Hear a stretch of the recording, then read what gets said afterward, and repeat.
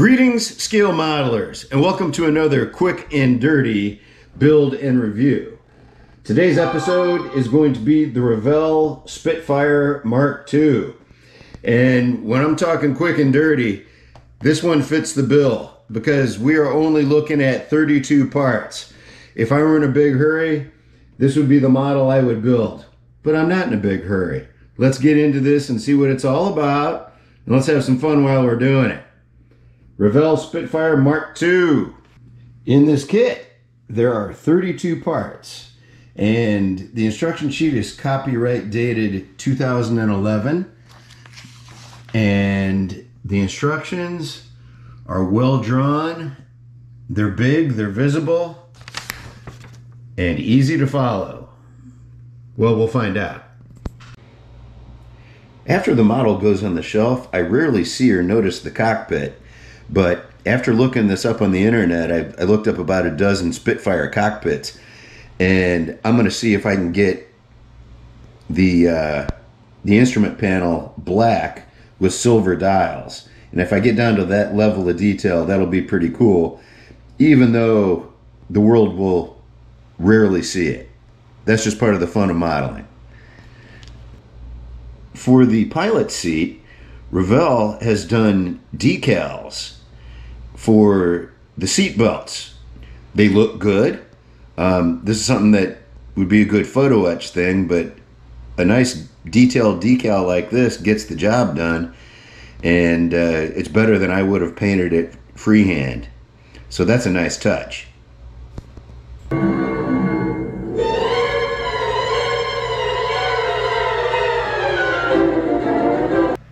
I got the best matched dark earth of Montana that I could at the Dick Blick Art Supply, and I have my AK camouflage plastic putty applied, and I'm going to shoot gloss hunter green over the top of this, and it's enamel, so I'm doing enamel over acrylic. Let's see how this turns out. I now realize that I don't like my FAO Schwartz paint job on the fuselage, so I'm resorting once again to the 220 grit sandpaper, and we're going to buff this stuff down, get that gloss off of there, and I'm going to hit it again with the flat clear Tamiya spray paint. You know, these painting experiences keep driving me step by step closer to buying an airbrush, and I really do need to join up with the adult varsity class of scale model builders by owning and using said airbrush. But for now, I'm improvising my way to a good-looking Spitfire, and I do like the wings look good after I scrubbed them off, so that's why I think scrubbing this off is going to work out pretty well. But there's only one way to find out.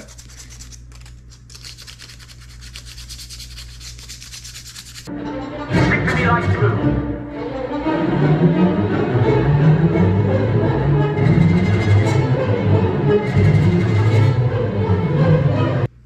Because I forgot to do it in the proper order, and reading the instructions is not always my forte, you can see the red joystick with the firing button in there, and I took the tweezers and placed it in there just like the old game Operation from the 70s or the 60s. So I keep this up. Freelance brain surgery can't be far behind. I just know it. So often the cockpit halves go together perfectly when you glue them, but after they dry, then they are not. We shall see. But I got the cockpit halves together, and the cockpit pieces did fit nicely within the grooves, so looking good so far, but let's find out. Alright folks, no longer do I paint my tires black, because I have availed myself of Tester's flat rubber colored enamel. Just as you think, it is a black-brown mix, and it does look a little more realistic.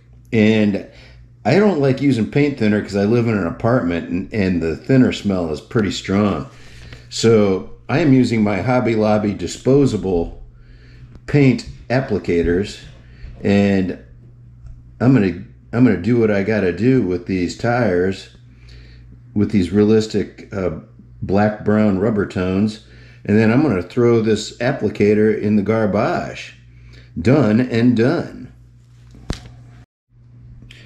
A little tip that I taught myself: I used to take a piece of tape for the propeller blades and wrap it around, but it comes off uneven. So what I'm doing now is I'm just doing a separate piece of tape for each side, laying it flat, and then mating it up exactly against the opposing piece so that both sides come out evenly and properly.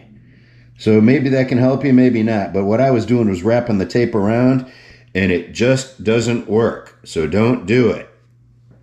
Quick tip. All right, this is not my first scale airplane model build. And what I've learned is there are two things I can tell you about yellow paint. It'll always take more than one coat because the coverage is poor, yet at the same time, it will seep and leak through your masking tape like it was designed by the CIA. So it's really good at leaking through masking tape so that you have to do touch-ups, but it'll never cover on the first coat.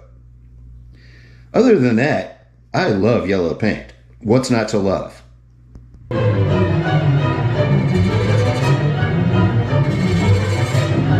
behind you!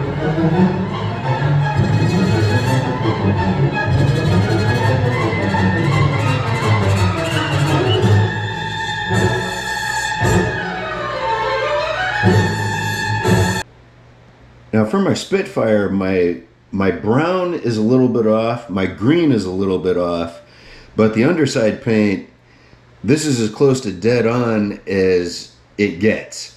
This is Tamiya AS-29, which is also the gray-green for the Imperial Japanese Navy. But it's got that vague, like sea blue, sky blue with a tint of green in it, kind of a seasick kind of thing.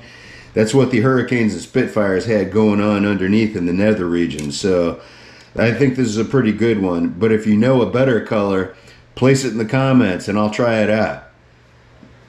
I think this is Tamiya tape, and I rarely use this because the adhesive is so damn strong. I promise you it will pull your paint off.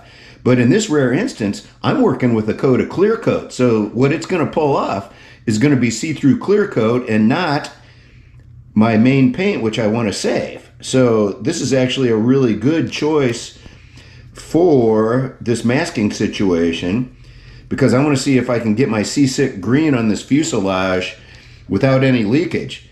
And this stuff won't leak, but it'll pull the paint up or your money back. Now the masking job, that came off really nice. That is just straight as a string.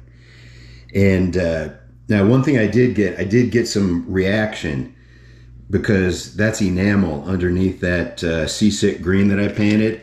So I'm going to try sanding that down and see if I can get away with it. But oddly enough, on the other side, it did not react at all.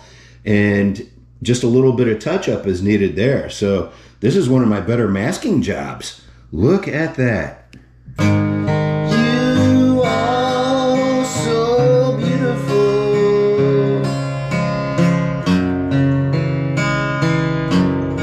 to me.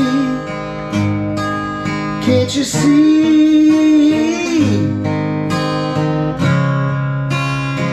You're everything I hope for.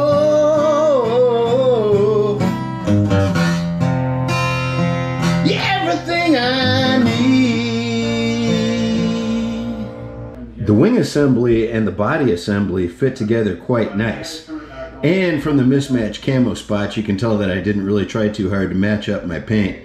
I did better along the fuselage where that did match up, but yeah, the wing and the body, very different. But, you know, I just got to get an airbrush, and I got to paint things after I assemble them, if I ever learn. Welcome back to another episode of Canopy Corner. After doing a 48 scale Spitfire, I feel emboldened to possibly consider taking on the Atlantis B-29 Super Fortress with its canopy, or a 72 scale JU-88. Those canopies are fearsome, but with a sharp X-Acto blade and some quality masking tape, I feel like I can do anything. Part 2 of Canopy Corner. This is one of the finer canopies I've ever done. Perhaps I can express it best in a song. You are so beautiful.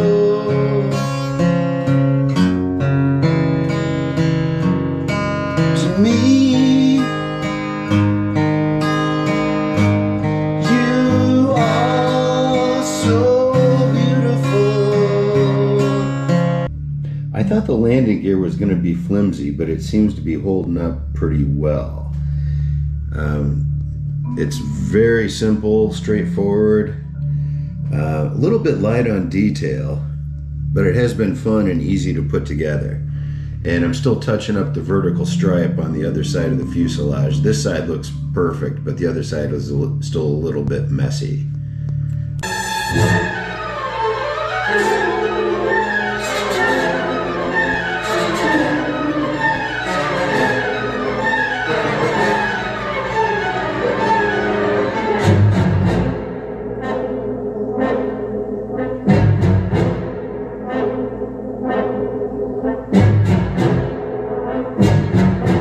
The decals included with this do include 2 different RAF options, and one of them is Douglas Bader's Spitfire, and that's the one that I want to build from the Battle of Britain. So let's get into this thing. People, these decals have been in the water for 3 minutes, and they're still not separating, so we have a case of slow decals. Slow. I am applying every damn decal they give me. Look at that fine, rich detail. I just want the record to show. Oh, there's the flimsy landing gear. Oh, look at that rich detail. This is the last time the world will ever see the undersides of these wings, I'm guessing. So that's why you're seeing them now. My, what rich detail. All right, here's the Douglas Bader model Spitfire Mark II.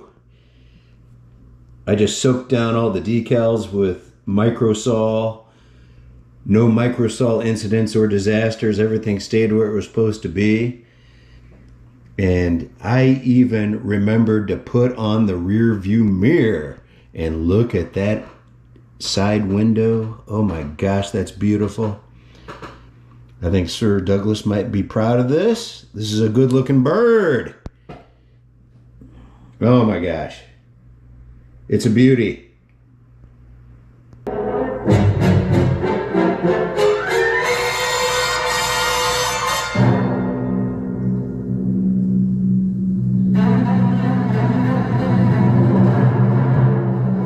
Revell's 48 scale Mark II Spitfire. It's one of the easier kits I've gotten to put together. It's because of the low part count, but it was a very fun build. The fit was good. The decals look darn good. I mean, I even got the wing detail decals on there, and they went on there great. A little bit slow to soften up.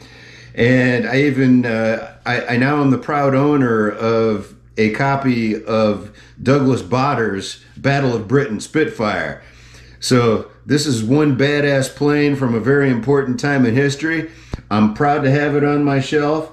This has been another quick and dirty build and review. Thanks for watching.